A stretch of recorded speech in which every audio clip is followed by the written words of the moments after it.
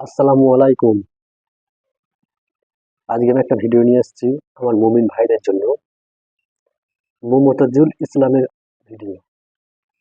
ওনার ভিডিওর মধ্যে একটা অন্যরকম ফিট আছে, দমদার বলতে পারে। খুব সুন্দর ভিডিও। উনি যে লেকচারটা করেছে, আশা করছি আপনাদের ভালো লাগবে। শুনুন, শেয়ার করে দিন। চলুন শুরু করা যাক। দান সম্পর্কে কিছু এমন তথ্য আপনার সামনে আমি পেশ করছি, এই তথ্যগুলো শুনলে আপনার গায়ের লোম খাড়া হয়ে যাবে এখনই, যে আপনি সব কি শোনাচ্ছেন আমাদেরকে। শুনুন একটা একটা করে, দান কত গুরুত্বপূর্ণ জিনিস। আচ্ছা, আমরা দুনিয়াতে কিছু ভুল করি, আর সেই ভুলের সাজা বা সেই ভুলের কাফারা দুনিয়াতেই হয়। এরকম কিছু ভুল আছে না নেই? আছে। দুই চারটে ভুল আপনাদেরকে দেখাই। আপনার স্ত্রীর সঙ্গে দুপুরবেলা ঝামেলা হয়েছে, দুপুরে বক্তব্য এতক্ষণ সব ভুলে যান, আমার আপত্তি নেই, এই জায়গাটা ভুলবেন না। আপনার স্ত্রীর সঙ্গে ঝামেলা হয়েছে দুপুরবেলা, ও আপনার দিকে ফেরে না, আপনি ওর দিকে ফিরছেন না, রাতে শুয়ে আছেন, ও এদিকে মুখ করে এদিকে মুখ করে, যেমন হয় স্বামী স্ত্রী। তা আধ ঘন্টা পরে কি আল্লাহর পক্ষ থেকে একটা ভালোবাসা জন্ম হয়েছে, দুজনে আবার মোটামুটি প্রীত জমে গেছে। প্রীত হয়ে যাওয়ার পরে সকালে উঠে, তার আগে ঝগড়া যখন হচ্ছে দুপুরবেলা, আপনি এখন বলেছিলেন আল্লাহর কসম বলছি তোর মায়ের বাড়ি জীবনে যাব না। ঝগড়া করতে করতে আপনার বউকে বলেছিলেন আল্লাহর কসম তোর মায়ের বাড়ি যাব না। রাতের বেলা প্রেম ভালোবাসা হয়ে গেছে, সকালবেলা উঠে বলছে ফেরদাউস ফরিদা, তোকে একটা কথা বলবো, রাগ করিস না। কালকে যে বলেছিলাম আল্লাহর কসম তোর মায়ের বাড়ি যাব না, তাও সব রাগ টাগ বাদ দে, চল মোটর সাইকেলটা বার করি, দুজনে গিয়ে ঘুরে আসি। না, আপনি আবার নির্লজ্জের মতো চলে গেলেন মোটর সাইকেল নিয়ে ওর মায়ের বাড়ি। আচ্ছা, এই যে আল্লাহর কসম দিয়েছিলেন আমি যাব না, আবার নির্লজ্জের মতো চলে গেলেন, আচ্ছা বলুন তো দেখি এই কসমের কাফফারা আছে না নেই? আছে। কি কাফফারা বলুন একজন, কেউ জানেন? তার মানে আছে, যেটা বললেন এটাও আন্দাজে বললেন, এটাও আন্দাজে চালিয়ে দিলেন আপনি, তাই না? আন্দাজে যদি না চালাবেন তাহলে কে বলতে পারছেন নাকি? একটা লোক বলুন তো দেখি তার প্রাইজ আছে, কসমের কাফফারা কি? 3টা রোজার। কি করো তুমি? দোকানে থাকো।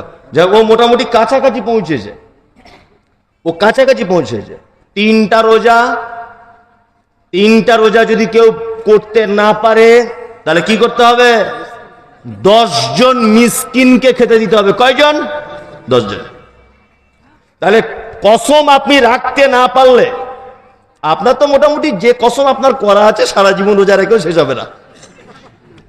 কথায় কথায় আমার নানির কসম, আমার মায়ের কসম, আমার বাপের কসম, আমার বইয়ের কসম, তোর মাথায় হাত দিয়ে বলছি, আমি কাবার দিকে ফিরে বলছি, সূর্যের দিকে ফিরে বলছি, মাটিতে দাঁড়িয়ে বলছি, সে বলি না? বলি। শুনুন, আল্লাহ ছাড়া কারো নামে কসম করা চলবে না। কসম যদি কেউ করে শিরক। আল্লাহ ছাড়া কারো নামে কসম করা চলবে না। যদি কেউ করলো তাহলে সে শিরক করলো। আল্লাহ কি বলছে? ইন্নাল্লাহা লা ইয়াগফিরু আন ইউশরাকা বিহি ওয়া ইয়াগফিরু মা দুনা যালিকা লিমান ইয়াশা। পৃথিবীর সব গুনাহ মাফ করে দিতে পারি ইচ্ছা করলে, শিরকের গুনাহ আমি কখনো মাফ করি না। শিরক কসম যদি এমার্জেন্সিতে করতেই হয়, কার নামে? আল্লাহ। তাহলে কসমের কাফফারা জেনে গেলাম, 10 জন মিসকিন খাওয়াতে হবে, 3টা রোজা রাখতে হবে। কাফফারা কি দিয়ে হলো? 10 জন মিসকিনকে দান করতে হবে, আর 3টে নফল রোজা রাখতে হবে। এই এখানে কেউ আছেন যে হজ করতে গেছেন বা যাবেন, 2-1 বছরের মধ্যে নিয়ত করেছেন? কেউ আছেন? 2-4 বছরের নিয়ত আছে হজে যাবার? নাই। তা এই এলাকার মানুষ, অনেক মানুষ আমার সাথে ওমরাতে গেছে মক্কাতে, এই 20 দিন আগে ফিরেছে কিছু লোক, আপনাদের এলাকাতেই বাড়ি, যাই হোক আমাদের ট্রাভেলস থেকে গেছে। তা আপনাদেরকে একটা কথা বলি, হজ করতে গেলে, ওমরা করতে গেলেন, ওমরা, হজ বাদ দেন, ওমরা করতে গেলে কাবাকে 7 বার ঘুরলে, 1 বার তাওয়াফ বলে, 7 বার ঘোরা হয়ে গেলে মাকামে ইব্রাহিমকে সামনে রেখে 2 রাকাত নামাজ পড়তে হয়। মাকামে ইব্রাহিমে 2 রাকাত নামাজ হয়ে গেলে পাশে জমজমের পানি আছে, জমজমের পানি পান করতে হয়। জমজমের পানি পান করা হয়ে গেলে আল্লাহ কোরআনে বলেছে ইন্না সাফা ওয়াল মারওয়াতা মিন শাইরিল্লাহ। আল্লাহ বলেছেন সাফা মারওয়া আমার নিদর্শনাবলীর ভিতরে 2টি নিদর্শনাবলী পাহাড়। সাফা পাহাড় থেকে তব সাই করা শুরু করতে হবে, এইভাবে 7 বার ছুটে আসতে হবে, শেষ করতে হবে মারওয়া পাহাড়ে।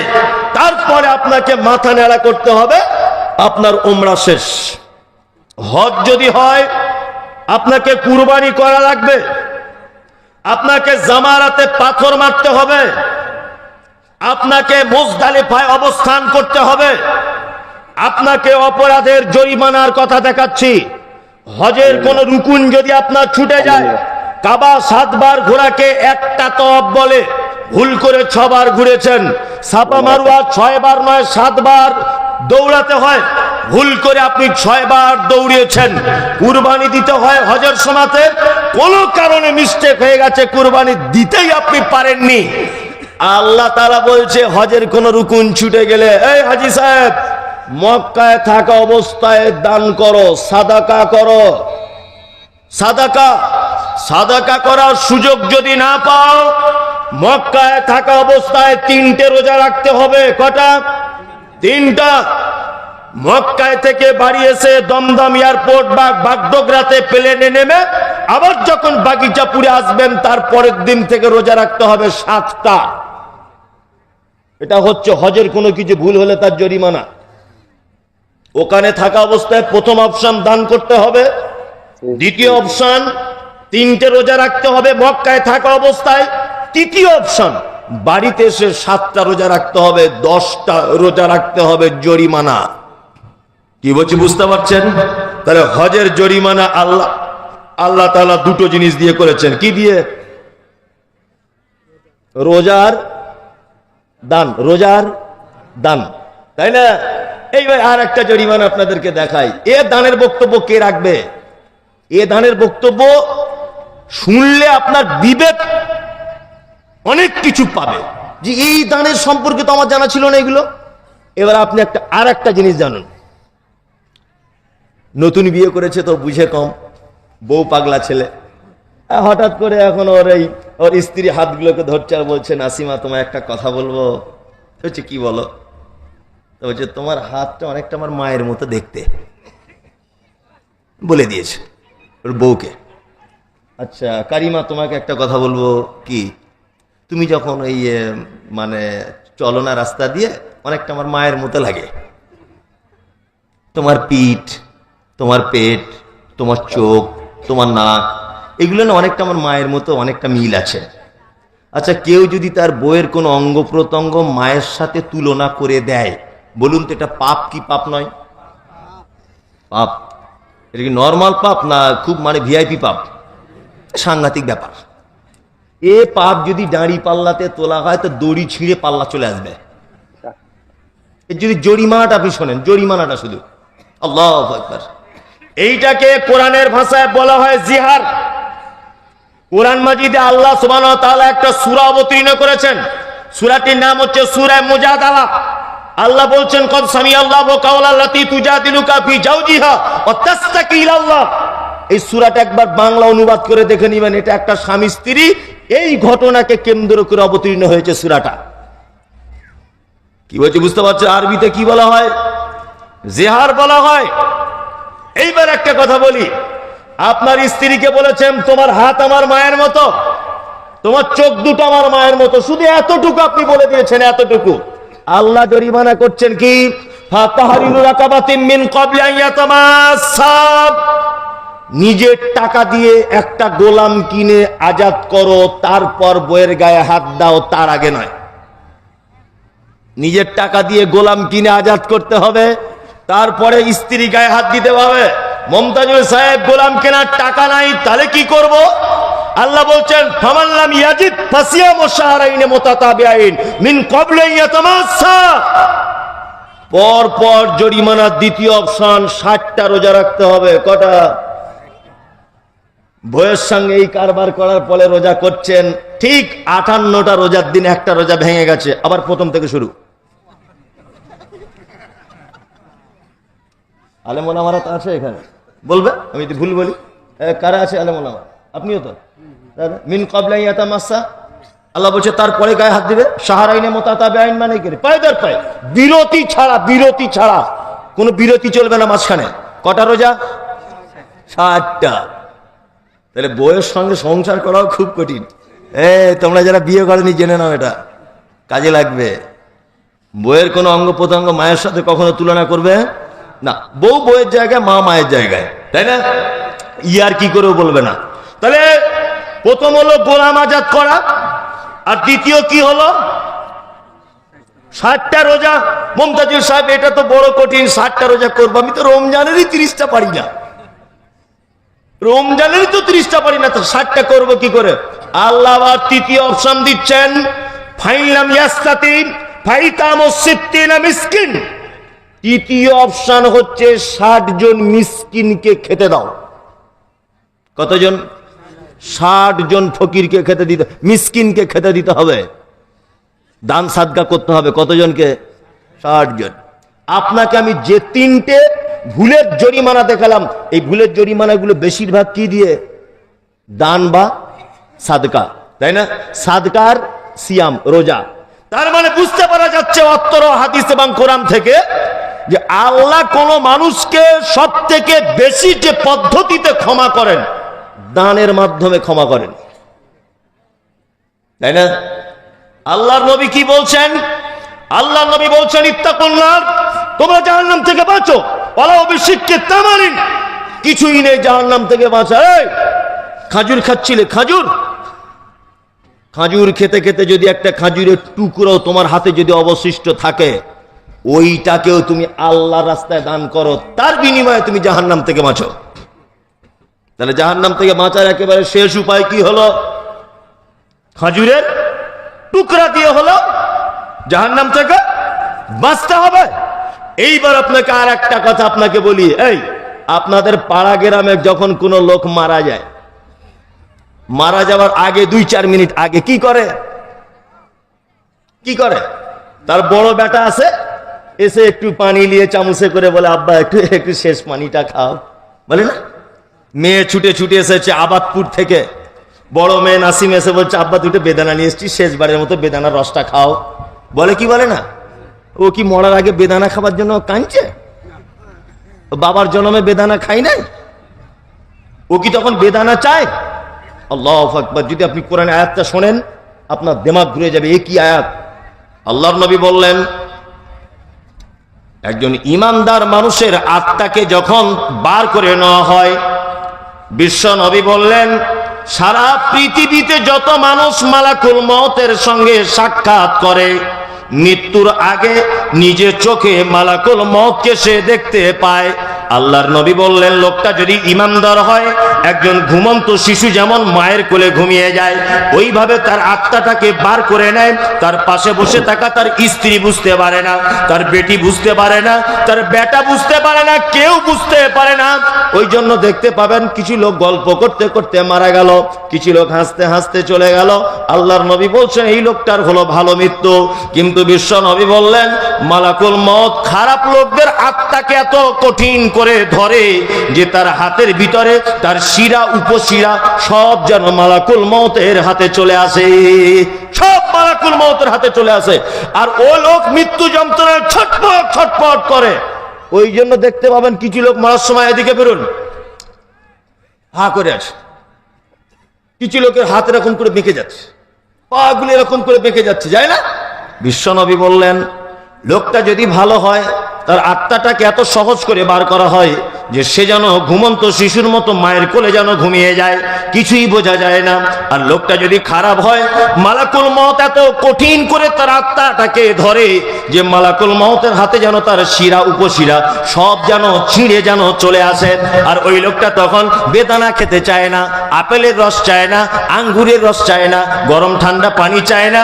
একটা কথা বারবার তখন বলে, ফায়াকুলা রব্বি লাউলা আখরতানি ইলা আজালিন করিব ফাসাদদাকা ওয়া আকুম মিনাস সলিহিন। আল্লাহ, পৃথিবীতে বাঁচার টাইম নাই, মালাকুল মউত চলে এসেছে, পৃথিবীর নামক জায়গাতে আমার আর থাকার সময় হলো না, তোমার কাছে চলে যেতে হবে। দয়াময় আল্লাহ, আমাকে কিছু টাইম দাও, আমাকে কিছু সময় দাও, আমি দুনিয়াতে আর একবার যাই, ফাআসাদদাকা ওয়া আকুম মিনাস সালিহিন, আর যাওয়ার পরে কিছু দান করে আসি আর ভালো মানুষদের অন্তর্ভুক্ত হয়ে যাই। তাহলে একটা মানুষ মরার আগে শেষ ইচ্ছাটা কি? হ্যাঁ, আল্লাহ একটু টাইম দাও, কিছু দান করে আসি, তাই না? ওই জন্য আপনাকে একটা কথা বলি, যারা বসে আছেন খুব মনোযোগ দিয়ে শুনবেন। আপনার আব্বা যখন দেখবেন মৃত্যু যন্ত্রণায় ছটফট করছে, কি বললাম বুঝলেন? ওই কেঁদে লাভ নেই, তাড়াতাড়ি করে বাক্সের ভিতরে টাকা ছিল 200 টাকা বার করে তাড়াতাড়ি গিয়ে মসজিদে দিয়ে বলুন, ইমাম সাহেব এনেন মসজিদের জন্য, আমার আব্বার খুব কষ্ট হচ্ছে, আমার আব্বার জন্য একটু দোয়া করবেন। কারণ আপনার আব্বা তখন চাইছে, আল্লাহ আমাকে একটু টাইম দাও, আমি কিছু দান করে আসি, খুব কষ্ট হচ্ছে আমার। আপনার আব্বা তো তখন আর টাইম দেওয়া হবে না, হবে অন্তত বাপের পক্ষ থেকে আপনি তাড়াতাড়ি করে সাদকা করবেন।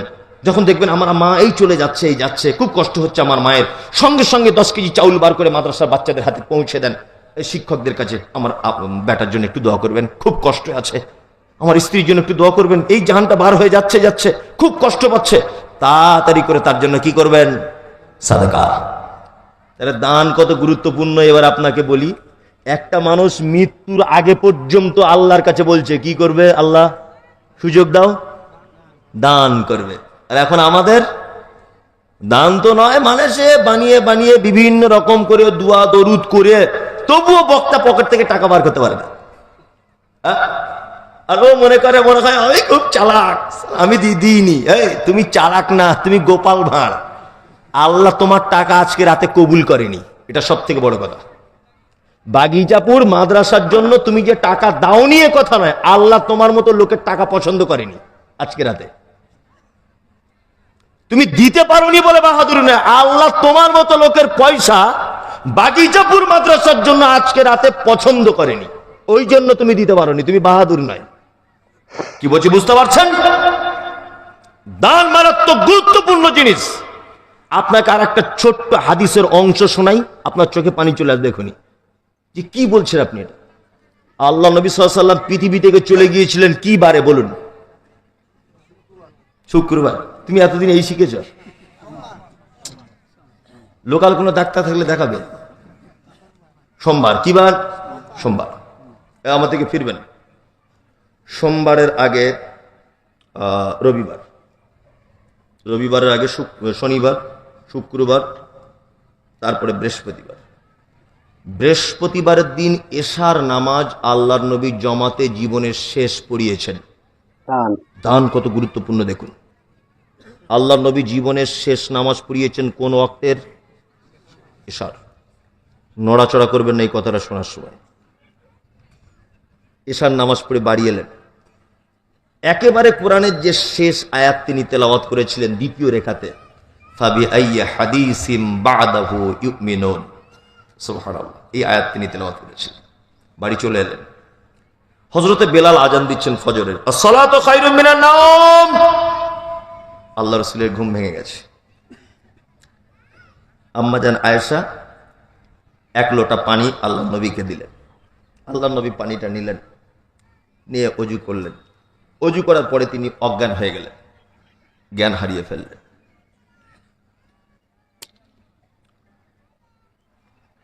আম্মাজান আয়েশা আল্লাহ রসুলকে তোলার চেষ্টা করলেন, তিনি উঠতে পারলেন না। কিছু সময় পর আল্লাহ নবী সাল্লাল্লাহু আলাইহি ওয়াসাল্লামের হুঁশ চলে এলো। আম্মাজান আয়েশা আবার আল্লাহ নবীকে পানি দিলেন, অজু করলেন। অজু করার পর তিনি ওঠার চেষ্টা করছেন, পারছেন না, আবার জ্ঞান চলে গেল, মানে অজ্ঞান হয়ে গেলেন। তৃতীয়বার জ্ঞান এলো, আয়েশাকে ইশারা করছেন, আয়েশা এদিকে এসো। আয়েশা বুঝতে পারছেন যে আল্লাহ নবী মনে হয় মেসওয়াক, দাঁতন করতে পছন্দ করতেন, তিনি দাঁতন চাইছেন। আম্মাজান আয়েশা একটা মেসওয়াক নিয়ে আল্লাহ নবীকে দিলেন, নিজে মুখে চিবিয়ে নরম করে আল্লাহ নবীর গালে দিলেন, সুবহানাল্লাহ। অজুর পানি দিলেন।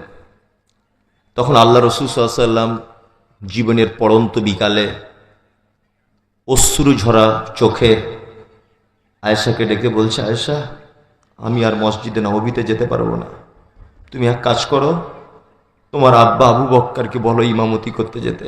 আমি মনে হয় জীবনে আর কোনোদিন নববীতে ঢুকতে পারবো না। আম্মা জান আয়েশা বলছেন, আল্লাহ রাসূল আপনি তো আমার কাছে আছেন এখন, আর আমার আব্বাকে আপনি ইমামতি করতে যেতে বলছেন।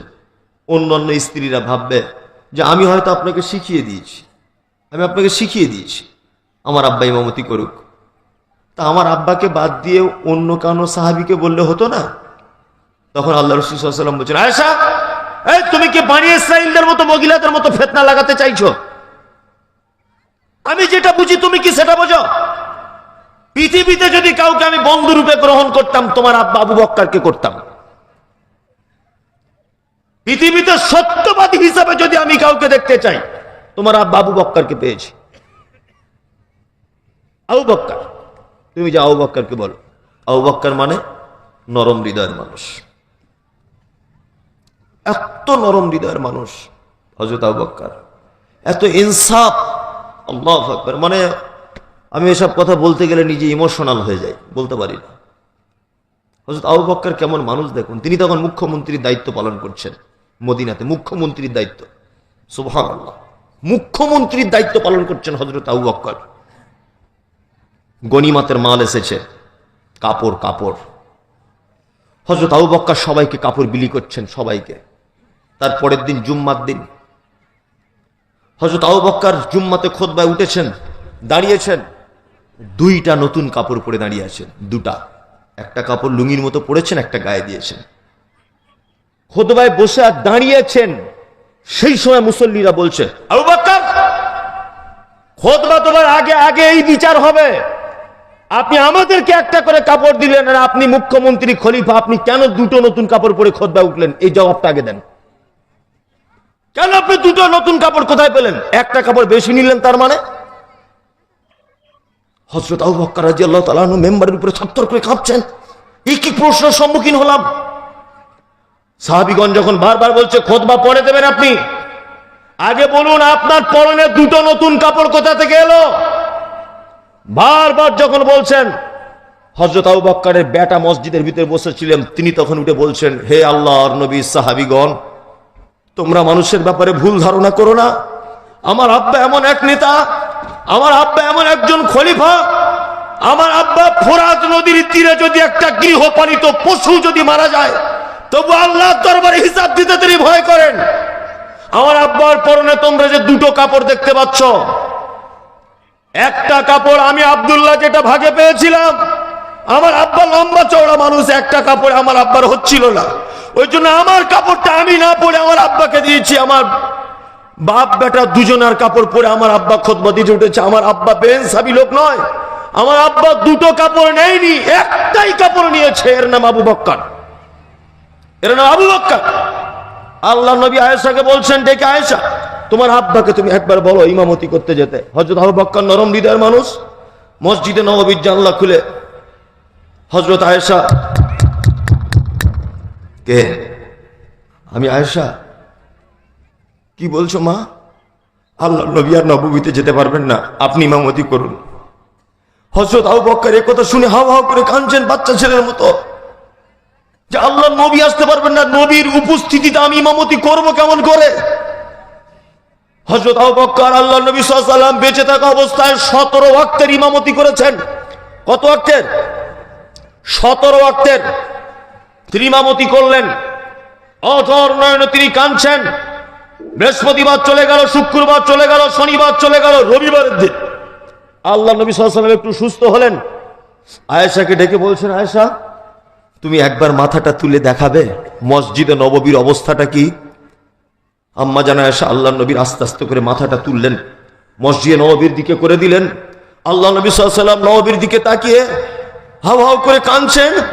আম্মা জান আয়েশা বলছেন, আল্লাহ রাসূল আপনি হঠাৎ করে কাঁদছেন কেন? কান্নার কারণ কি? আল্লাহ রাসূল বলছেন, আমার জীবনের সবথেকে কঠিন দুটো দিন, আমার জীবনের সবথেকে কঠিন দুটো দিন, আমার জীবনের সবথেকে কঠিন দুটো দিন।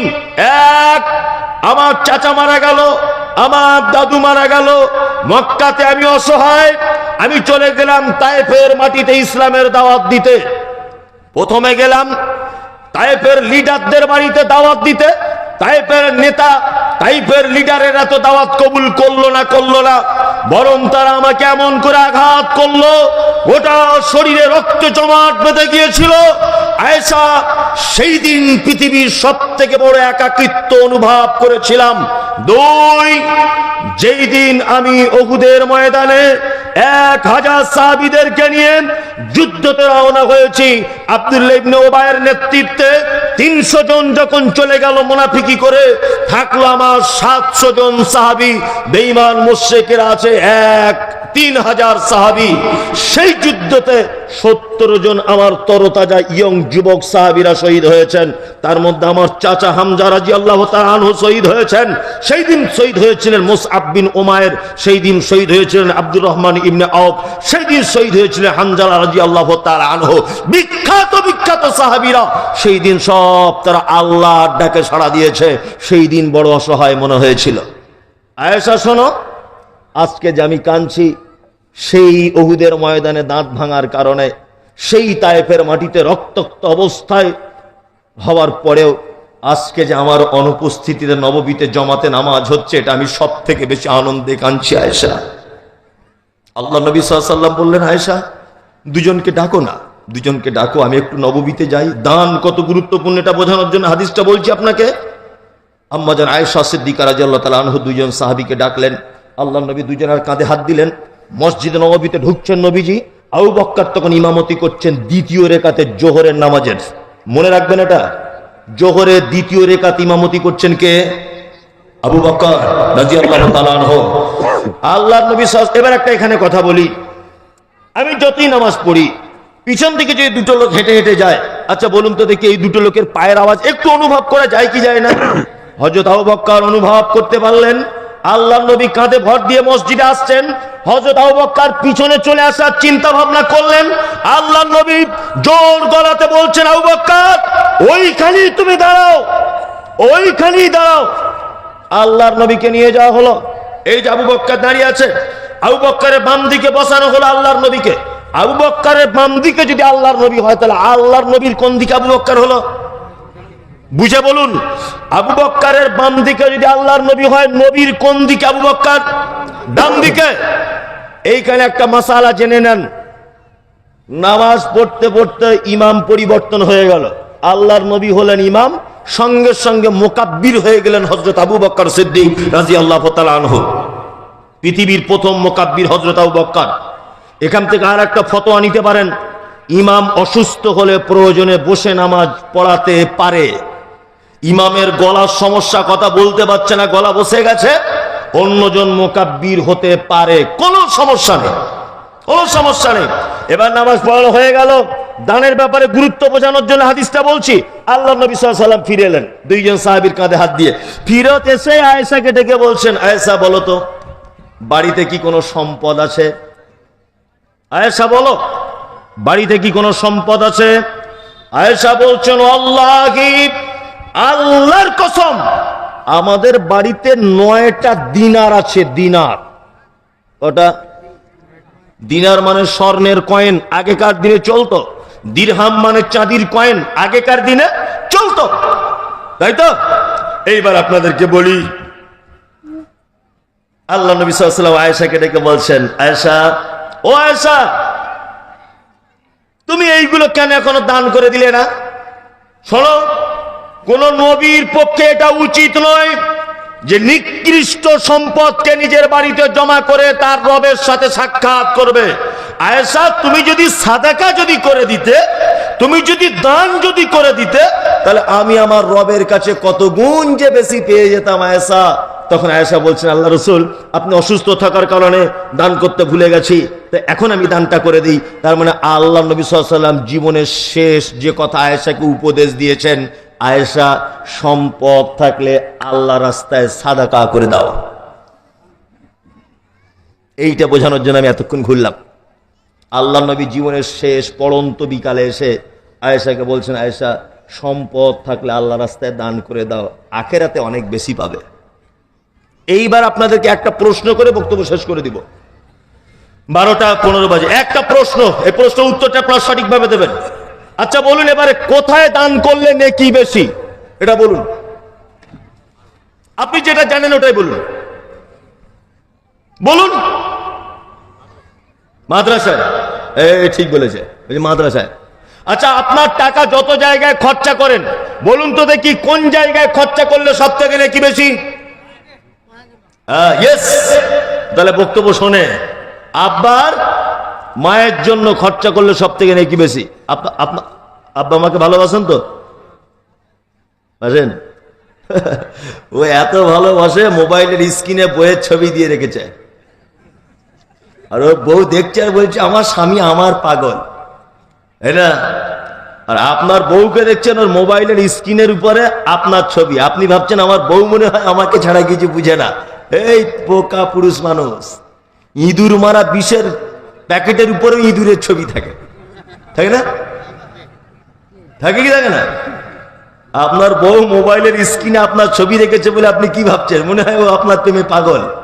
ইঁদুর মারা বিষের প্যাকেটের উপরে ইঁদুরের ছবি থাকে, তার মানে কি বিষ ইঁদুরকে খুব ভালোবাসে? হ্যাঁ, তার মানে মরণ ফাঁদ এটা। কি বলছি বুঝতে পারছেন? শুনুন, পৃথিবীতে সব থেকে ভালোবাসে আব্বা মা। আপনি আপনার আব্বা মাকে ভালোবাসেন? বাসেন? আপনার আব্বা মা, আপনার 4 ভাই কি সিস্টেমে আপনাদের কাছে ভাত খায়? পালি। পালি মানে ও মানে ওর বাপ মসজিদের ইমাম আর ওর মা মুয়াজ্জিন, এরকম ব্যাপার আর কি, তাই না? এরকম। আল্লাহু আকবার। একদম না। আব্বা মায়ের সঙ্গে সদ্ব্যবহার করবেন। আল্লাহ সুবহানাহু ওয়া তাআলা পবিত্র আল কোরআনের ভিতরে বলছেন কি, ইয়াসআলুনাকা মাযা ইউনফিকুন কুল মা আনফাকতুম মিন খাইরিন ফালিল ওয়ালিদাইন ওয়াল আকরাবিন ওয়াল ইয়াতামা ওয়াল মাসাকিন ওয়াবনিস সাবিল ওয়া মা তাফআলু মিন খাইরিন ফাইন্নাল্লাহা বিহি আলিম। আল্লাহ তাআলা বলছেন পৃথিবীতে যত খরচা করার জায়গা আছে, সন্তান তার আব্বা মায়ের জন্য যে খরচা করে এটা হচ্ছে সব থেকে শ্রেষ্ঠ খরচা করার জায়গা। বক্তব্যটা শুনলেন তো, কত সুন্দরভাবে বক্তব্য দিলেন। এই ধরনের বক্তব্য শুনতে আমার চ্যানেলটা সাবস্ক্রাইব করুন, বেশি বেশি করে শেয়ার করুন আর আমাকে ফলো করুন। চলুন।